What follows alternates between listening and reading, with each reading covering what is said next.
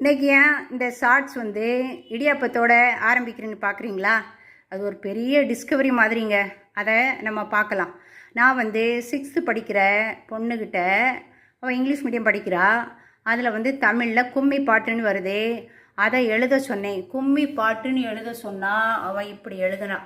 இப்போ எனக்குமே உடனே அந்த ஈக்கும் கூக்கும் என்ன சொல்லி கொடுக்கணுங்கிறது உடனே தெரியல. அப்படி யோசிக்கிறேன். அந்த யோசிக்கிற டைமில் அந்த பொண்ணோட தம்பி போய் என்ன பண்ணான்னா, இப்படி ஒரு குண்டு பாத்திரத்தை எடுத்துகிட்டு வரான். அடுத்தது இந்த மாதிரி இடியாப்பத்தையும் எடுத்துகிட்டு வரான். நல்ல வேளை அவங்க வீட்டில் அன்னைக்கு டிஃபால்ட்டாக என்ன இருந்தது, இடியாப்பம் இருந்தது. சரியா?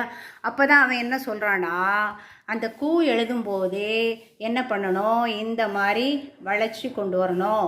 அடுத்தது ஈ எழுதும்போது இந்த இடியாப்பம் மாதிரி பண்ணணும்னு சொன்னானே.